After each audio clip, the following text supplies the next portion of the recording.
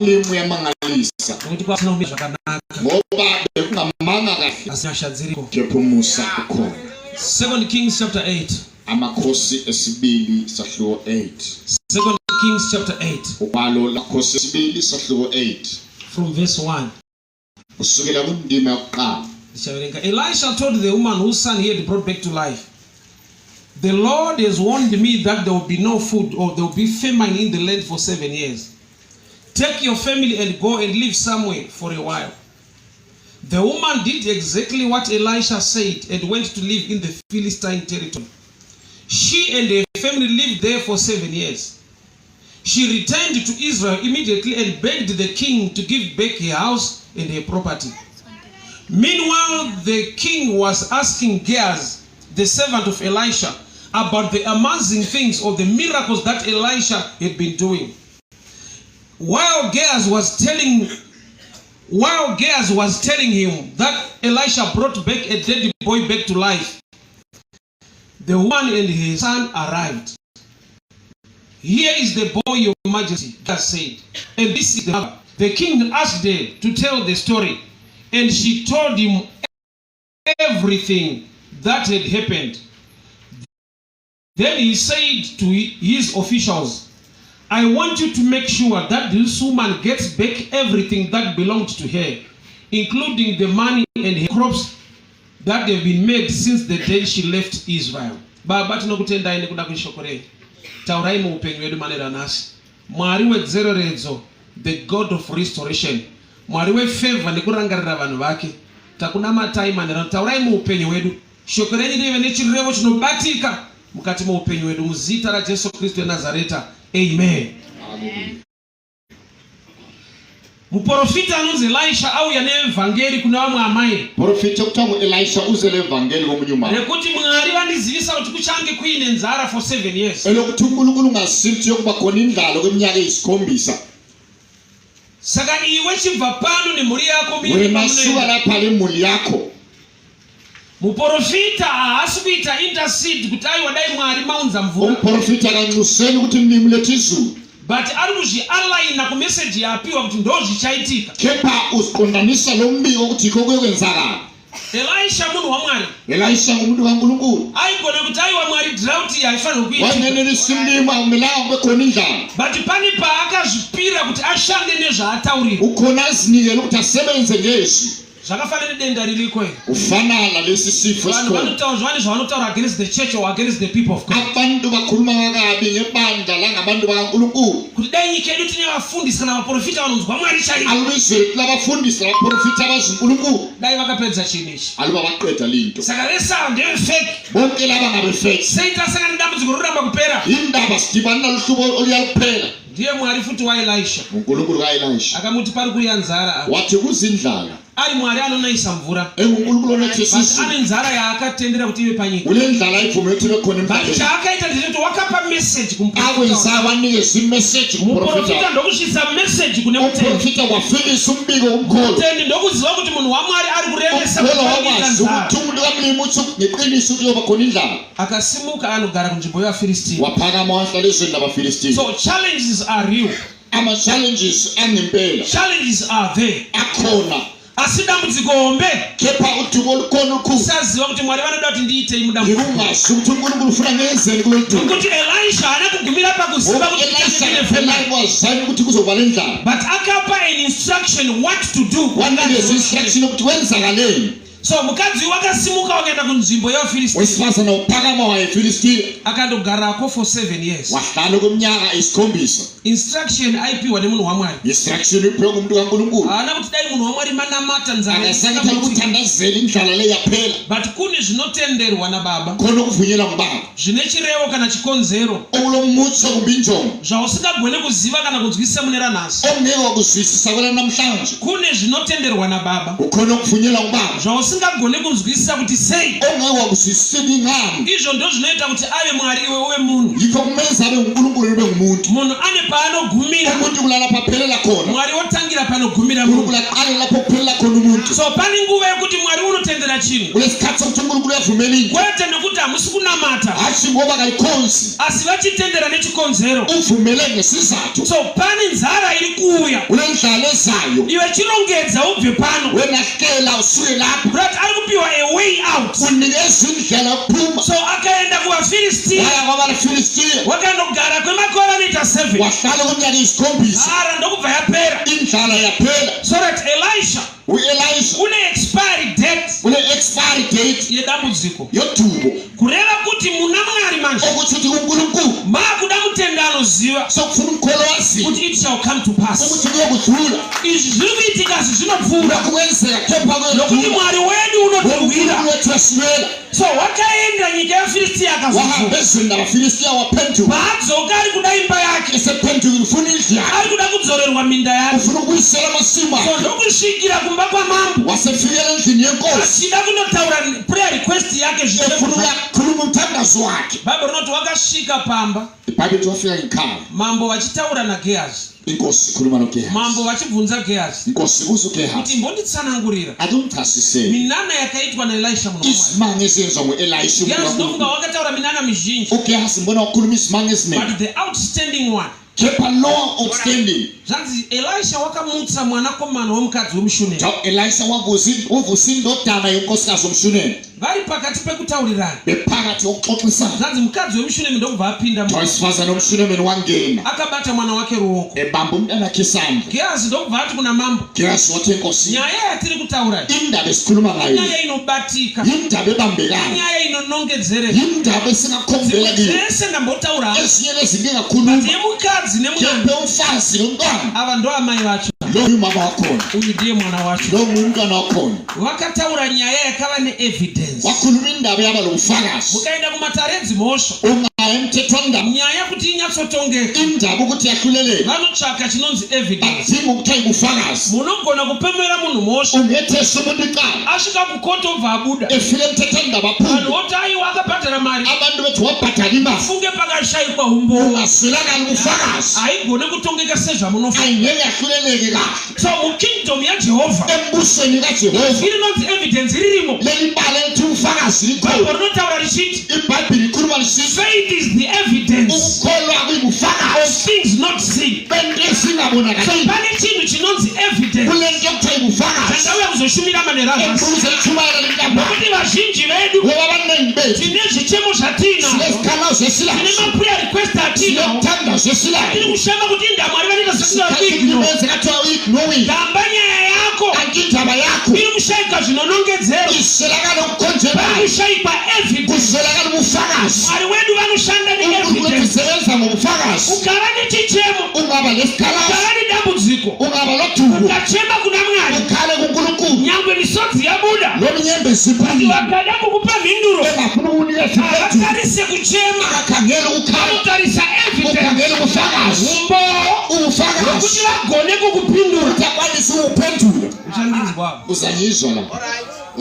mumwe ane mubvunzo omunye nombuzo kanamata nguva refu, athandaza isikhathi eside Mwari indava singanzwe kuchema kanti kwavo. indaba umlimi engezwa ukukhala kwami Mwari vanonzwa kuchema unkulunkulu uyezwa ukukhala but mhinduro haisi pamisodzi. impendulo ayikho enyembezini Sorry to say this, yosisi ukutsho iro lonke bhaibheri racho rinoti bhayibhili ethi lona vanodyara nemisodzi, abahlanyela ngenyembezi vanodyara nemisodzi, abahlanyela ngenyembezi harina kuti vanodyara misodzi. akutsho ukuthi abahlanyela So bhaibheri inyembezi rikuti pane nguva yekutochema zvinhu zvaoma, bhayibhili kunesikhathi sokukhala into zinzima but tears are not seeds. kepha inyembezi akuyona imbewu Those who plant in tears, not those who plant labo seeds. abahlanyela benenyembezi Kurati misodzi ingori evidence yekuti zvandiomera, inyembezi ubufakazi bokuthi but kungomele evidence inoita kuti zvakuomera Mwari vachizvigadzirisa. ubufakazi obenza unkulunkulu alungise okukomeleyo Alright, Jesu ari kupinda muguta rinonzi Naini. ujesu ungena esigodlweni naye Kuna amai vari kubuda muguta, kulomama uphuma esigodlweni mwana wavo akafa akatakurwa wari kubuda. indodana yakhe efileyo Jesu ithelwe asati amutsa mwana akafa, ujesu engakavusi indodana efileyo akadila naamai vafirwa, udila lo mama ofelweyo akavapa message iri wamnikeza kuprofesa, umbiko akati mai nyararai. wathi mama thula chinonyararidza munhu chiri izi kungomutsa zvakafa. Okuthulisa umuntu okululayo uvisa ufile. Jesu ari kuignora zvakafa. uJesu ignore ufile. Onodila nemupenyu. Abe sesiyadila lokuphila. Ingaitarisira kuti Jesu adile nezvafa Jesu muupenyu hwangu. adila lokufile empilweni yakhe. Zvakaoma muupenyu hwangu dai Mwari adila nazvo. Empilweni yami uNkulunkulu Mwari anosiya zvakandiomera. uNkulunkulu siyakungomeleyo. Ouya kuna akaomerwa. Abe sesiyakulobona ubutho obunzima. Kuti pane chiri kutsvagwa kuno. Ukuthi kukhona okudingwayo kuno. Ini chandinoda kuti agadzirise. Mina ngifuna kulungisise. Kubasa kwangu. Semsebenzini wami. Imba yangu. Indlu yami. But Jesu ari kuignora. Kepha uJesu ignore lokho.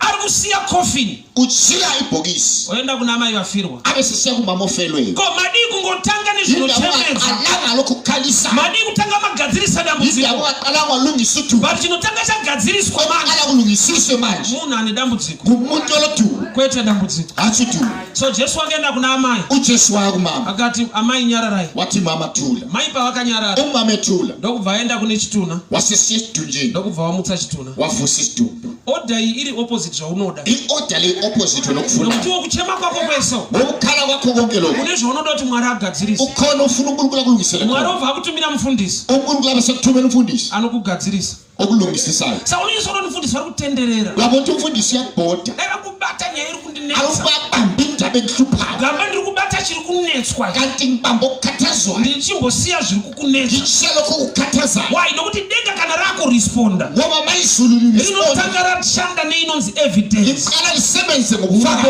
Unoita kuti munhu adeserve kubatsirwa. Ubufakazi obuyisa ukuthi umuntu asiza kahle. So amai pavakanyarara. Umbamba ethula. Pane chavakareva muna Kristu. Ukhona akutshoyo kuKristu. Nokuti kana munhu ari panhamo. Xa umuntu ephakathi kosisi. Izwi rekunzi nyararai. Izwi lelithi thula. Rinotaurwa nemunhu wese. Likhulunywa ngumuntu wonke. Maida kuti zviitirwani. Mufuna kwenzelwe bani? Nyararai kana asikana. Akuthule ntombazana. Inguva kana asikana. Isikhathi ntombazana. Saka Jesu akaparidza vhangeri rinenge riri obvious. uJesu washumayela ivangeli ngathi ijwayelekile. Rekuti nyararai. Elokuthi thula. Haana kuti nyararai bira munhu Akasathi thula zvandakaita. ubone ufuna ukwenza amathuzane. Ayi vakangoti nyararai. Wathi thula. Vaudzwa kunyarara. Setshela ukuthi awakathula. Dambudziko riripo. Udumo lukhona. Chakavapa kunyarara. Wamnikeza ukuthula. Kuziva kukura kwaKristu. Ikwazi ubukhulu bukaKristu. Pamusoro pedambudziko riripo. Phezu kodumo lukhona. Kuziva kugona kwake. Ikwazi ukwenelisa kwakhe. Pamusoro pedambudziko riripo. Phezu kodumo lukhona. So pavakanyarara. Ngesikhathi thula. Vakapa Jesu evidence. Wanikeza uJesu Yokuti ubufakazi. vanotenda. Yokuthi yakholwa. Kuti chinocheme dambudziko rapera manje. Ukuthi udumo soluphelile manje. So kutenda ndokunova evidence humbo. Ukukholwa yikho kuba ubufakazi. Kunyarara chinhu chiri physical. Ukuthula yinto physical. Kureva kuti there must be physical evidence. Ukuthi kumele kube ubufakazi Inoita kuti pagadziriswe zvinhu in the spiritual ukuthi dimension. kulungisiswe izinto ezingeni kamoya. Sadambudziko nderekushaya evidence. Uhlupho yokuswela ubufakazi. Munhu achingochema. Umuntu ekhala. Achiti Mwari ndirangarirei. Sithi uNkulunkulu khumbula. Mwari ndigonesei. uNkulunkulu ngenelisise. Yes, in the midst of crying. Phakathi kokukhala. Pane action iri kudimandwa. Neaction edinya. So amai vakapinda vakabata mwana wavo. Umama wangene bangomntana. Gehazi ndokubva ati uyu ndiye mwana. Gehazi wathi nasi indodana. Ava ndo amai ava. Nangu lumama. Nyaya tati chitaura. Indaba esikhuluma ngayo. Inobatika. Yabambeka. Inooneka. Yabonakala. Amai vacho ndeava. Umama wakhona nangu. Mwana wacho ndeuyu. Umntwana nangu. Mambo ipapo. Inkosi khona. Zvanzi vakarayira maofficials. Utawalayela abakhokheli. Kuti zvese zviri kudiwa namai ava gadzirisana. Konke kufuna ngolumama lungisanisa. Sei mambo vakasika kuti nyaya igadziriswe. Indaba ephangisa ukuthi indaba Nekuda lungisiswe. kwokuti vaona mwana wacho. Ubona umntwana wakho. So amai vakabata mwana. Umama ubamba umntwana. Ndiwe ndini. Nguwe lami. Church ndiye mukadzi waKristu. Ichechi yumfazi kaJesu. Church inofanirwa kufamba nemwanakomana. Ichechi imele ihambele ndodana. Akafa akamuka. Owafa wavuka. Anova iye Jesu. OuJesu. Zvino mwanakomana anonzi Jesu. Indodana okuthiwa nguJesu. Ane rimwe zita futi. Ulelinye igama njalo. He is the word. Ulizwi. Ende shoko raMwari. Izwi likaNkulunkulu. Ishoko raunofanirwa kuita kudarika kunzwa. Izwi belenze ukwedlula ukusa. Ekela chasise kahle. Jesus is the way. uJesu yilizwi. Ndiye akafa akamuka. Uyafa wavuka. Tinokufanirwa kufamba naye. Okumele sihambe So naye. mai kana vanga vakabata mwana. Umama ebamba umntwana. Ati mai vakabata word. Umama ubambisa. Havasi kungonzwa word. Akezwa kuphelisa. Vane action pa word. Kule action ezwi. Church dambudziko rataita. Uthi wesiyalo Shoko tarinzwa. izwi silizwi.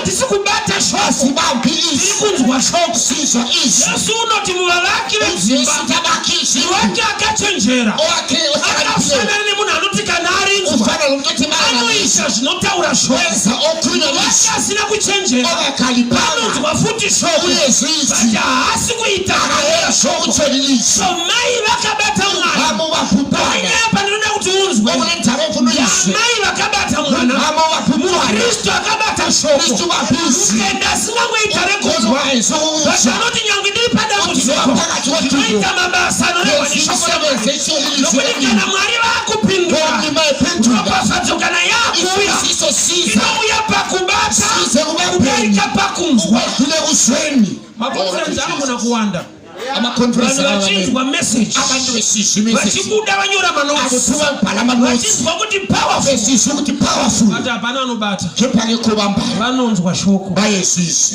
amai vanga vakabata mwanakomana ndiye Jesu iye akafa akamuka uye rimwe zita rake he is the word.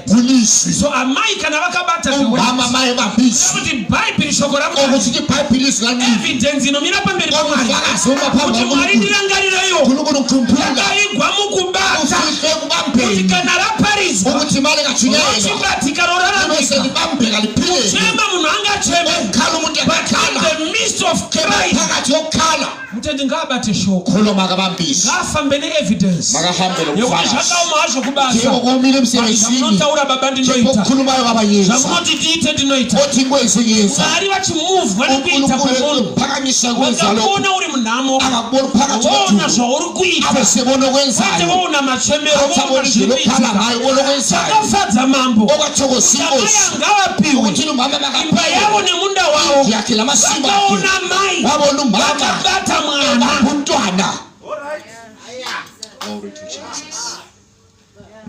Zvakanaka kubatwa musoro uchinamatirwa.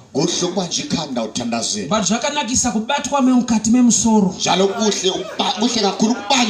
Kana ruzivo rwapo uita zvinhu zvinodenda maresults. John chapter 5. Murume aigara paBethsaida akazara neknowledge akatotsanangurawo kuti pano mvura ikabvongodzwa anenge atanga kupinda anopora. As akaita 38 years aine knowledge.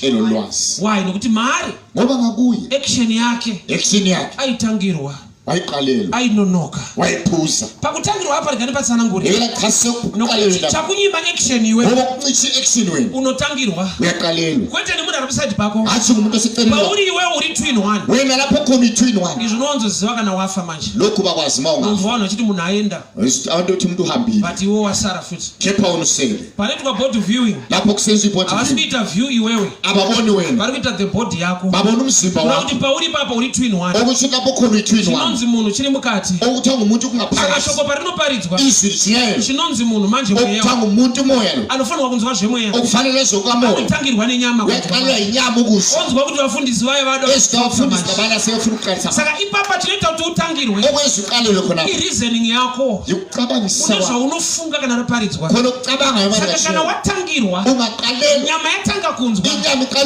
inokudzikisira yokuti chiregisiyana nazvo pinda chechi namata Mwari vachakunzwa yeti kune maprinciples anodena denga rasho chinonzi promised land haisi fruit iland and kubenefita from the land till the land plant the seed kugara pa promised land usina zvauri kuita you can still suffer munhu ari kudesert atambanudza ruoko kana atambanudza ruoko acharohwa nemumwe wake mukati umu ari kurohwa ati kuti abatsirike ngarohwa but paanorohwa nemumwe wake haafile pain anonzwa kuti ndagena manje nokuti ndaakubatsirika shoko ramari kuona ichiri kukurwadza usaziva kuti zvinorevei nokuti kana watambanudza kuna akupindira munhamo iri kukunesa but dambudziko ripo nderekudai unonzwa sekunge uri kurohwa futi gamba uri kubatsirika mukurohwa imomo ndopa wakubatsirika ulaposizakala khona so kunemwe shamu yakakunakira ulisazo lokulungele isiri enemy yako olungasona isitha sakho but iri ya Mwari kepha libo likaNkulunkulu Jacob wakati Mwari uJacob wathi uNkulunkulu yuri kubva kune mkhomo wangu Iso akumlwele kusukela kumfowethu Iso Mwari ndokubva waburutsa mtumwa uNkulunkulu wehlisa isithunzi akashikorova munhu safuna sachawa umuntu ane chichemo chekuti ndikuda kurowa esile onesikhala sokuthi ufuna ukuchawa but paakarowa nemutumwa echawa isithunzi achizosangana na Iso eyohlangana lo Iso baboroti Iso wakashika akamumbundira eBhayibheli Iso wafika wamgona akamuchoda wamqabula nekuda kokuti kana warowa nedenga ngokungachawa lizulu pane blessing yabata pauri ulesibusiso sibambelele icho kadi akabva ipapo achikamina iqiniso wasuka lapha eqhuba asi denga rakati waropafadzwa izulu lathi ubusisiwe injari iripo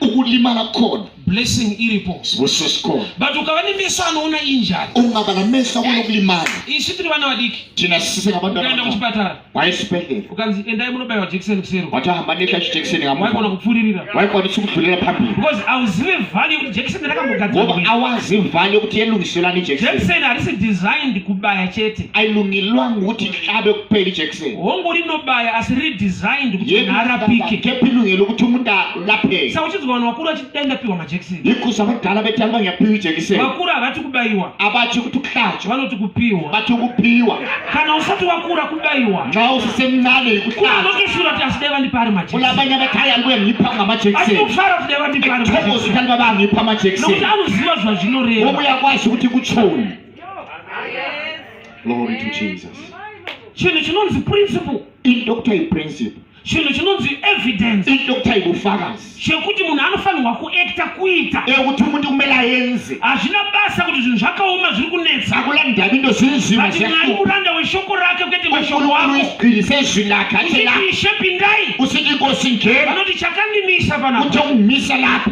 ndoda kuona kubata kwako ngifuna ukubona ukubamba kwakho pamwanakomana wangu kundodana yakho nokuti mwanakomana wavo ngoba indodana yakhe ndiye akafa akamuka nguye wafa wavuka mwanakomana wavo indodana yakhe ndiye kristu nguye uKristu anonzi the word okuthiwa ngulizwi so amai ava ipicture yabeliever umama lo umfanekiso womkholo ane ruoko pashoko ramwari olesandla ezwini so likaNkulunkulu gehazi vari kuti ava ndo amai uGehazi sithi lo nguye uyu umama ndiye mwana we lo nguye umntwana ari kuti uyu ndiye mutenda uthi nedambudziko lo nguye umkholwa but olodumbu ane kubata kunoita kuti musaregere kumubatsira olokubamba kwenza ukuthi ungayekeli ukumsiza I'll give you an example ngiyakunikeza umzekeliso mukadzi kana ane pamwiri wesifazana mayizithwele zvinozikana kuti zichida diet anochinja wane uyazakati funa idiet yachinja appetite zabe zichiyeshiyene anogona kuda chimwe chinhu chaangasingade mazuva angathandenye into akati engayithandisi kulesuku murume ukazviandastenda indoda wakuzwisisa unotoziva kuti mumwe wangu haagari achidaro uyakwazi omnyama akahlala esenza njalo but zviri maari kepha okungakuye zvine chekuita neni lo wenza lami ndo zviri kudaro yikho wenza njani saka haunetseki kumutsvagira zvaari kuda awukhathazeki umdingela kufunayo problem yenhumbu ndeye 9 months chete udubo lesisu yi9 months kuphela kuyema kwacho kuri limited so ukukudedesa kwakhona kulimited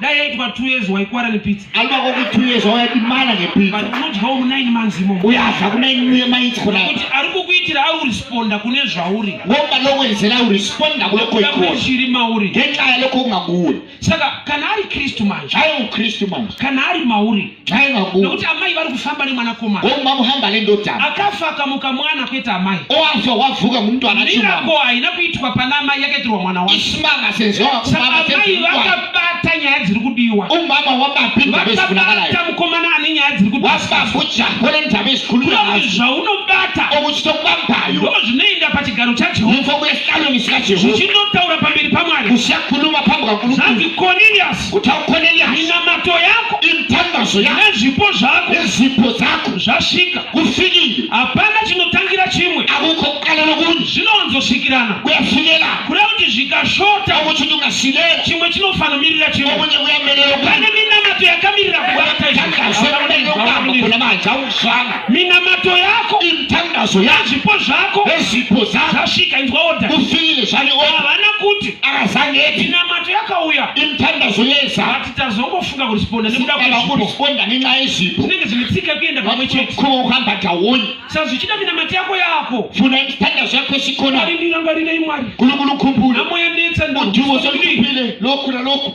pomirirwa kutambanudzikwa kweruoko kube sokumelela kwenu saka lokwesana minamato yako imithandazo yakho kubata kweruoko hapana sikhona imthandazo kubamba kwesandla asi Mwari dai vanzwisa situation yangu alumlimi azwisisi situation yami chino chinonzi principle chiri dangerous into kuthiwa principle ingozi chakafana nemunhu fana lo muntu ari kuscribe kumazi ambulance ari kubatirwa mari ubanjela imali ngabe mazi ambulance kuti kana akaita dambudziko anongofona ambulance oyayo ukutanga balo dubu yafoni ambulance ibize mthathu munhu aita dambudziko ari muno umuntu sele dube lapha ofonera ambulance rikutaura kuti esemopho mafonele iambulance esetaura ukuthi zemthatha but driver weambulance woona munhu mutown ane dambudziko rakakura udriver weambulance abona umuntu oludube olukhulu etown munoziva kuti anopfuririra liyakwazi na ukuthi uyadlula ashande netsitsi akasebenzi ngozwelo anoshanda maringe mamembers ari kubatirwa mari usebenza ekhangele namalungu abanjela imali pamwana kundithi funa kamuzwana driver akaita tsitsi newe udriver ngaba nozwelo obva achikora ambulance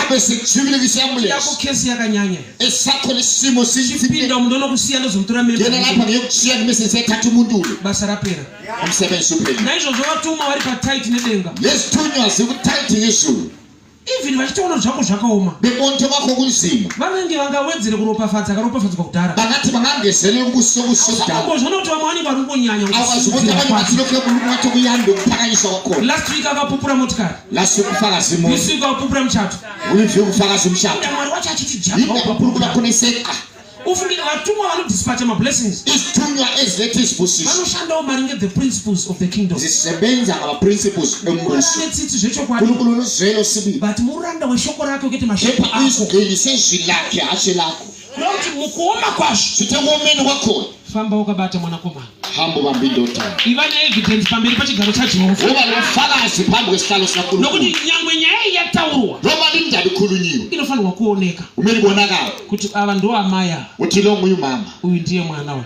le yindoda vanhu ivava vane dambudziko labo abantu for banenkinga 7 years okweminyaka isikhombisa vakafektwa nefemai bafethwa indlala but hapana ngonzi ava ndo amai ve7 years akuzayi ukuthi lo ngumama we-7 years famine pari kutaurwa wawakabata wari kufamba naye khulunywa ngalo ambambileyo ahamba naye hama dzangu tsika ishoko ramwari zihlobo zami umkhuba kwezwi likankulunkulu tikasayinzwisisa singayela ukuzwisisa tinoita nguva refu siyaba lesikhathi eside kuti asi inda mwari asingandinzwa kanti indaba unkulunkulu enganyiswa inda mwari asiri kundinzwa indaba unkulunkulu enganyiswa ndanamata ndachema thandazile ngakhala misodzi yakaonekwa nyembezi zabonakala asi where is the evidence buphi ubufakazi ukapinda mudare redzimosha ungangena emthethwandaba ukanzi baba wathiwa baba muri kunzi makarepa mwana uyu uthiwa wadlwengula lo mntwana mune here chekutaura lakho nako kutsho utanga kuchema khala uchema khalo uchema khalo majestit anorwa sando padeski paka majesty wetshayisando deskini yakhe haati nyaya yapera akatsho ukuthi indaba anoti iphela kana mapedza kuchema toda umbowo uthi ma ungaqeda ukukhala sifuna ubufakazi misodzi yese ukuthi nyembezi zonke lezi kana ngondinyara kuti mdara yizo ukuthi abe lamahloni ukuthi hali umdala ukhalile vanoshanda neevidence usebenza so ngobufakazi kingdom yamwari ine maprinciples buso kankulunkulu ama-principles it's true ndimwari weminana liqiniso unkulunkulu ezimali but munoziva here kuti mwari liyakwazi na ukuthi unkulunkulu akati let there be light wathi ma kube khona ukukhanya ndiye mwari nguye unkulunkulu akazosika futi zuva wadala ilanga kureva kuti kune light in the dimension of miracle okutsho ukuthi kulokukhanya ezingeni lezimali kugoita light ratinowana kubva pasource inonzi sun kube khona ukukhanya okusukela kusoso okuthiwa lilanga kureva kuti kune zvinhu zvine macycles nemasystems okutsho ukuthi kule zinto ezinama-cycles nama-systems zvisingaonekwe murange yemamiracles ongabonakaliyo kuma-range ezimali anoita minana murenje uyezenza izimali ngenkangala zvokuti munongomuka kuma10 muchinonhonga chingwa ukuthi kavuka ngabo 10 isatopisi but achinhongwe upenyu hwese asidothi impilo nokuti yonke pane paunofanira kunge wasvika ngoba khona lapho kumele usufike khona wakubatabadza lapho uyabamba ikhulu nokuti wamupromised land ngoba usezweni so lesithembiso tine mutendi wokuti anofungidzwa kuti anoda vhangeri rekurenje silomkhono ocabanga ukuthi ufuna ivangeli lasenkangala isikhathi kuti zonke ndinodeclare zvinhu zvako ukuthi ngidiclare into zakho unonhonga chingwa chako uyadobha isingo sakho unonhonga muchato wako uyakudobha umthatho wakho aiwa tete muchato uchanhongeka ichokwadi babakazi umthatho ukudotshwa sibili iqiniso but munhu ngaangoita smart pichana umuntu makageze nje kucetha zapani pambe kuti vanhu vati tirambe tichitenderera kuminanda kulala abantu bafuna beexporte ngesimanga la mugwenga enkangala chingwa chinonongwa sinkwa sadotshwa amunochinonga chingwa mukana awuyastophi sikukholisa pane kuri kuendwa kepha kulapho kuyiwa khona usinganonge chingwa ongadotshi sinkwa saka ndakati vanhu vakaita 40 years murenje for yikho ngisithi abantu baba ne-40 years enkangala munhu adi kubatabadza umuntu akafuna ukubamba ikhuba anda kunonga chingwa adi kurima witi hadi udophi sinkwa akafuna ukulima iwiti ukaticha ma-principles ungafundisa unoita sekunge usiri anointed to decree and declare miracles wenze ngathi awugcotshelwayo kunquma izimanga vana hadi Joshua vanoda Moses abantu Joshua kamamfuni bafuna uMoses chechi ya Moses inika kujaidzana so ichechi kaMoses lokujayizana hakuna nenda kubasa akekho emsebenzini kungobata mic maskati yikubamba imic emini kunyama mana kunyama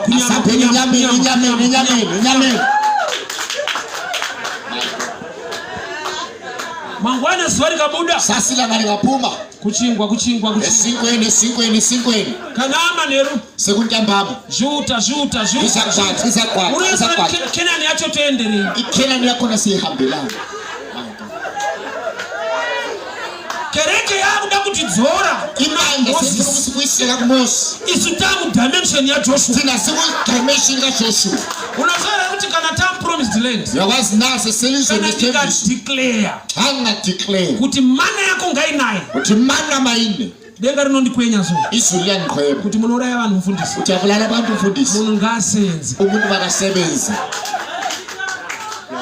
anonzi ma-principles okuthiwa ngama-principles haana basa kuti economy yakamira sei akalendaba lokuthi umkhonomi umi kanjani nokuti anoattracta the hand of God that is greater than any economy a-attract isandla sikankulunkulu esiphezu kwawo uphi umkhonomi wayati kutorarama inoizi isikhathi esiphila kuso leso kune vanhu vari kusangana nekuita kwamwari kunotyisa kulabantu abadibana lokwenza kwamlimo kumangazana ari kuona blessing hombe munguva ukubona isibuso esikhulu enkomeni kwezinto why nokuti ukaita zviri mushoko ramwari ngoba lingenziwe kusesizwini kankulunkulu ma-principles edenga ama-principles esizulu anoita override ma-challenges on the ground ahamba phezu kwama-challenges akuground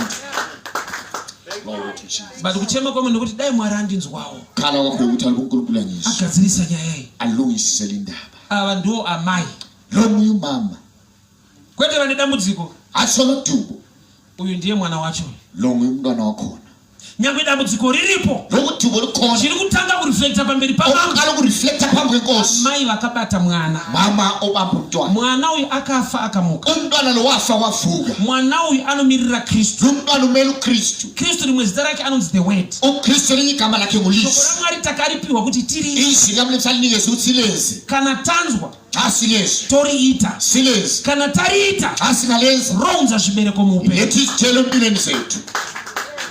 Glory to Jesus. So kereke iruda kudzokera kurenje bandla lifuna ukubuyela enkangala vafunga minana ya Moses acabanga izimanga zikaMoses vanhu vakatadzira mwari abantu bangaonela unkulunkulu Mose wainofugama mugomo Mose wayeguqa mwari intaba musavaparadze vanhu venyu unkulunkulu ngababhidlisa abantu vamwe vanhu vanozoti kudii abantu bayokuthina bayo vati kana ari Joshua kepha baye uJoshua anoti kana imi musingade kunamata lina mali engafuna ukukhonza ini namadhamu wangu nevafana lina lo madamu labafana siyahamba unozoti Joshua anenge hanawo mwari chazvo uJoshua ngathi akali kunkulunkulu so haita zvetsitsitsitsi so akaluzwe adopinda Kenani namadhamu wake funa ungena iKenani nonkosikazi wakhe kanzi imi ukaramba ini namadhamu ngayala mina nomadamu laba labantwana siyangena kurati arida kugadzira a generation ufuna ukulungisa isizulu yevanhu vanofanirwa kuziva ma-principles esabantu kumele bazi ama-principles kuti taakuda vanhu vanoita zvinotaura ukuthi abantu abenzokhulunywa lizwi kunamatirwa kuri right ukuthandazelwa kulungile Jesu akamutsa mwana waJairasi angafa Jesu wavusa umuntu akaJairasi wayefile imirako iyo isimanga leso chinzwa zvaakataura mutsa mwana zvana kutsho Yosefu mupe chekudya timpe nokudla zvinoreve izvozvo kutshoni na mukasabika ngingekela ukupheka anofa futi uyafa futhi aizvo kana angafa nokuti aroyiwa nemweya yetsvina akade fe bulawa yimoya emibi apa anofanira kushaya sadza lapho yabulawa yokuswela isithwala Jesu wamasimba ose uJesu mnini mandla onke after amutsa munhu akafa emveni kokuvusa umuntu ofileyo oti ngaribikwe asiphekwe moto ngawezwa ngilo mawaso anofa futi uyafa futhi kurati pane principle yekusustena zvinhu kule principle yokusustain izinto tisingatarisi kuti kune mweya yetsvina inotigwisa kule moya emibi esilwisayo there must be a principle yatiri kuapply on the ground kumele kule principle esiyi-apply ku-ground.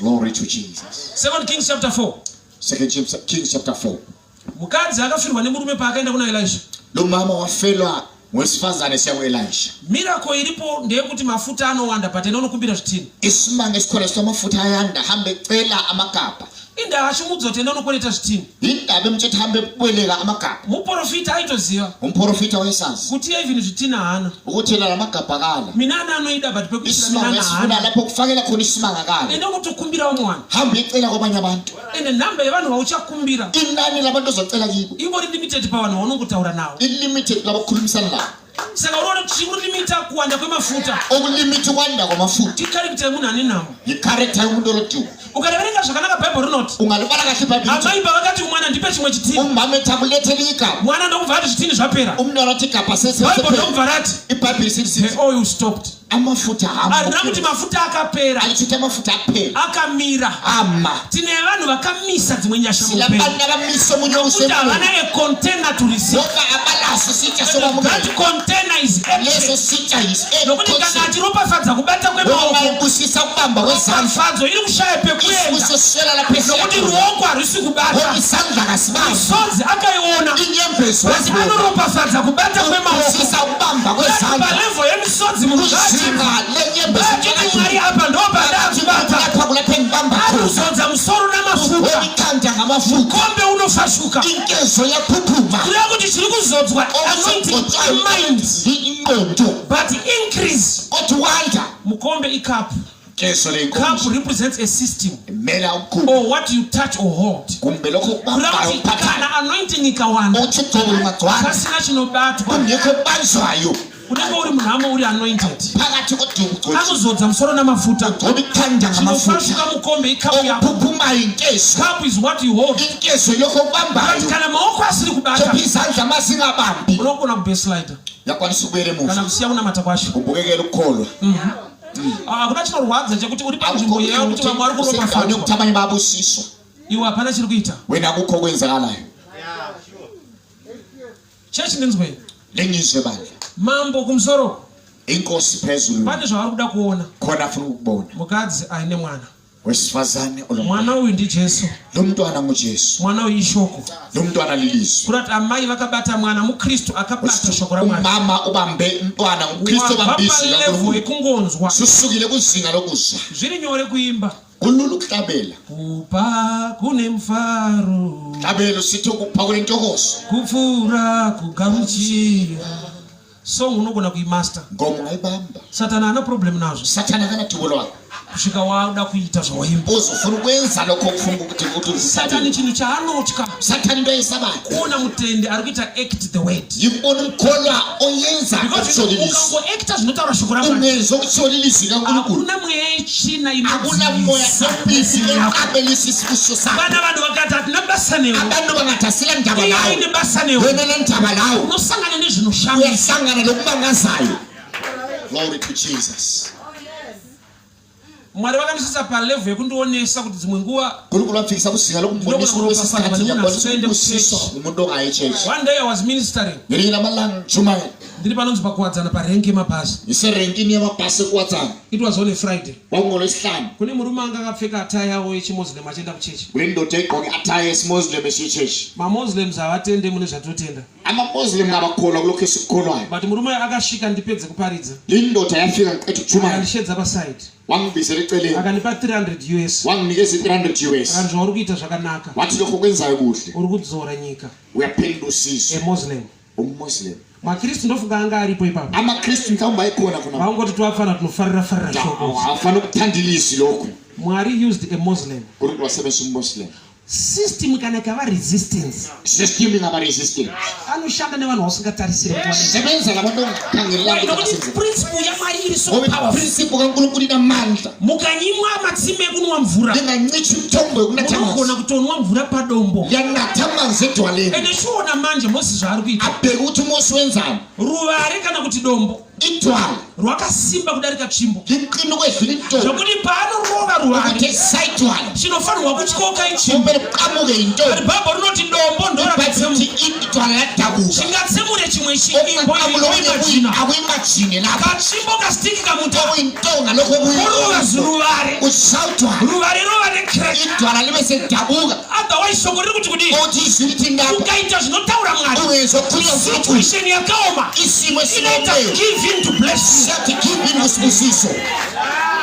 hama dzangu ruware rwakaoma, zitoko zamutwale lomile, ikonomi yakaoma, ikonomi yomile, nyika yakaoma, izo lomile, ukaita zvinotaura Mwari, uzokhulya uNkulunkulu, time yekuoma isikhathi kweupenyu, sokuoma kwempilo, unonwa yako mvura, natawa kwamanzi, unopupura mvura yepadombo, uyafakaza amanzi asedwaleni, mvura yepadombo iri kubva padombo sei, amanzi asuka kanjani edwaleni.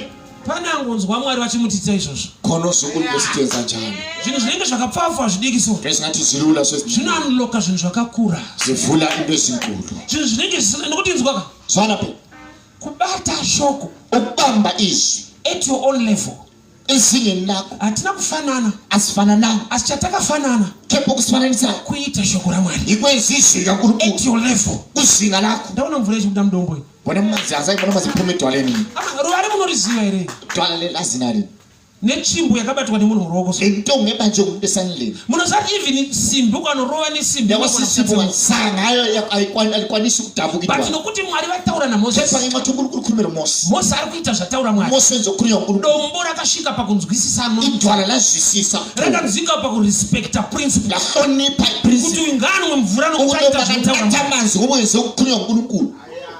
My God, Chechi ndinzwe, lingilalele bantu, ikonomi yedu yatodombo chairo, khona mothi solidwala mamiriro akaita zvinhu akaoma, indlela ezime yakhona kunzima, pakuda munhu anoti Mwari ndingaitei basi, sekufuna ukuthi umuntu ethi uNkulunkulu ngenzani, imbomira kuti ndiitirei, akume ukuthi ngiyenzeni, kuti ndingaitei, akuthi ngiyenzani.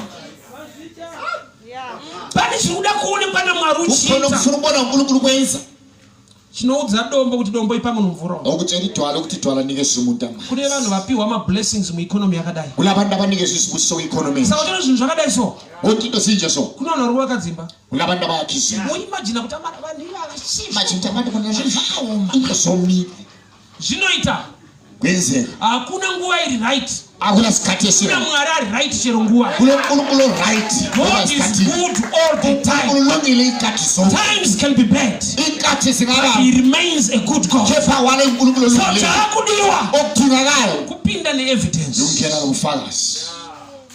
Glory to Jesus. Unoziva here kuti Uyakwazi na ukuthi zvaunobata kana kuti evidence, okubambayo ngobufakazi it speaks louder. uyakhuluma, Vantaura kuti wanoti action speaks louder than the words. abakhuluma isikhiwa bathi ukwenza kuyakhuluma Rega ukudlula. ndikupe example, wapinda motikari iwewe, Ungene emoteni waita njengomsebenzi, key on, wafaka i-key on, wobva waisa mu-reverse gear, ubusifaka ku-reverse gear, by error unaona kuti i-reverse, ngesiphambeko wabonanga ukuthi wauda kuenda i-reverse. kumberi uko, Lapho ufuna khona woramba ukatarisa kumberi, wale ukhangele phambili, woti tsikei mafuta, unyathela amafutha, unoshokwa uyamangala, uchienda kwausiri kuno. ushiya lapho ungafuni khona. Why mota hairespect kwawakatarisa, Imota ayirespect lapho ubheke khona, giya rapinda ndiro, igiya engenile, so giya maoko kubata kwako, igiya ekubamba kwakho, kana ukachemera zvakanaka ungakhalela okuhle, uine character yereverse, ule character ye-reverse, unokushandisa kuti but indani siri kusimuka. uyamangala ukuthi indaba ngaphala Why? Nokuti magiya auri kuingenja, ngoba amagiya engeja, magiya ekuramba zvinotaura Mwari. amagiya okuphika okukhulunywa uNkulunkulu. Glory to Jesus. Mwari havakuudze kuti uite zvaunokwanisa. uNkulunkulu akakutshela ukuthi wenze okukwanisa. Mwari vanoda kuti utende zvavataura kuti ita. uNkulunkulu ufuna ukukhole lokho akukhulumile ukuthi ukwenze. Pamona kundinzwa. Funa ungizwa. Mwari principle yavanokupa. Principle uNkulunkulu akuphayo. Imagine kuti Moses ari kutiza Faro. Akucabanga uMose baleke Nokuti uFaro. murume akati da kukutengeswa kwari yamuIjipita. Ngoba kulondoda athi ufuna ukuthengisa ngoba Paanoenda kugomo osangana negwenzi riri kupfuta. esiya entabeni Mwari vavati ndikukutuma kuti unoona Faro. ukuthi ngithuma ukuthi yebona uFaro. Kureva kuti hausi kuendeswa kwawakajaira kwaunoti kuri izi. Awuhanjiswa lapho kuti kulula khona. But uri kuenda nokutenda. Kepha uhamba ngokukholwa. Hama dzangu nawe kunamata ndeyekutenda. Indaba yokukholwa leyo. So but no apply my principles chinoti move. Okusihambisayo sakana principles ikholwa. Nokuti ukazianalyze nepfungwa dzako. Ngoba ungacubungula ingqondo zakho. Unofanira kuti yaite. Uyabona lokho akwenzi. Asi nokuti Mwari vati ndiite. Kepha ngenxa yokuthi uNkulunkulu uthengenze. Mwari pawakandidana ndishumire. uNkulunkulu embiza ukuthi ngishumayo. Ndine mukomana ndayikumbira bhutsu. Lejaha ngicela kulizithathu. Saka akasvika pakumbondibvunza. wafika esigabeni kuti kana calling ari Mwari chaiye wathi xa ulubizo ushayisa uboots kana mapushi isicathulo ngoma amapushi okupa message okunyima mapushi akunikeza umbiko okuncitha amapushi uze unosvika pakunzwa aitanga ari kuda kundibatsira pakufunga wayengathi ufuna ukungisize ekucabangeni but achindikanganisa mafungiro kephe mphambanisa ekucabangeni aitanga adondikansela so wayengathi uyangikhansela but achida tondikanzura mcalling yangu efuna ukungikhansela kubizo lwami. beware of good people who are not godly qaphela abantu abalungileyo abangalabo uNkulunkulu anokuudza zviri right njalo kulungileyo but zvisingabve pafaith kephe ungasuke ekholweni zvinobva pakuanalyza kwake ekusukela ekucubunguleni kwakhe. Mwari paanoti Abrahamu yani mwana wako kugomo chive chibayiro uNkulunkulu esithi Abrahamu ozale indodana yakhe bemhlatsheni. Abrahamu was a great secret keeper. Abrahamu wayindoda lemfihlo kakhulu. Haana kuudza Sara izvozvo ajelanga uSara akamuudza kuti tiri kudzoka wamutshela siyaphenduka we are going to worship God. siyokhonza uNkulunkulu. Why pane chaakaziva ngoba khona abakwazi kuti uyu zvekupiwa mwana naMwari anoda ukuthi lo kuphiwa umntwana uNkulunkulu but uyafuna zvekuti iye ape Mwari mwana ukuthi yena anikeze uNkulunkulu umntwana hangitsho akakwanisi. oza pane stage yekuti zvaunoda kuti Mwari akuitire kulezinga lokuthi uNkulunkulu lokho afuna kwenzele ndo zvawakatogarira muno ikho kuhlalele lapho zvaanoda kuti uite afuna ukwenza aite yes. murume aigara pabeautiful gate indoda layihlalisa akane preti aimirira kuti kandwe mari wayilomgano wayimele kuti uphosele imali asi deira akafamba kodwa ngosuku ehamba pakaparidzwa vhangeri asina kugarira ipapo kwatshunyera ivhangeli nokuti changa akagarira imari ayihlale lapha imali he was expecting to receive something from heaven wayekhangela ukuthi amukele into evela Peter akati kudi uPeter wathini na mara hapana mala iyi nofika yeganya sona kuti uya atendo andilo akakholwa lo uya akauma moyo alo inhliziyo yomuntu aritoona umwe vakanda ndakagarira mari akutoti mari yacho hapana mathi imali yakhona ayikho but musi wakaparidzwa raasingadi usuku uthi yena angalifuniyo akafamba wahamba musi wakaparidzwa raasina usapana pambonza kuti usuku uthi yena angalifuni kuti tauya kuti Mwari vaite zvimwe zvinhu sizwe ukuthi uNkulunkulu mufundisi akutiudza kuti pane zvatofanirwa kuita umfundisi uchethi kukhona umele sikwenze uyazona kuti aiwa pane munhu anofanirwa kuitwa isimanga umele senziwe gamba pane zvinoda kuitwa nemunhu kanti khona kumele kwenziwe umuntu zvinova evidence okuyibufakazi iye zvinoda kuitwa naMwari muupenyu walokho kumele kwenziwe uNkulunkulu empilweni.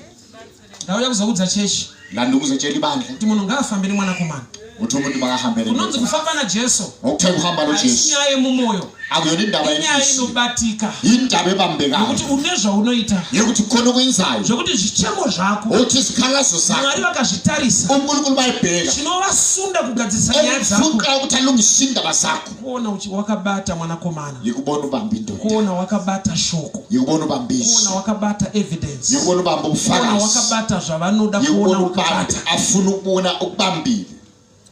Glory to Jesus.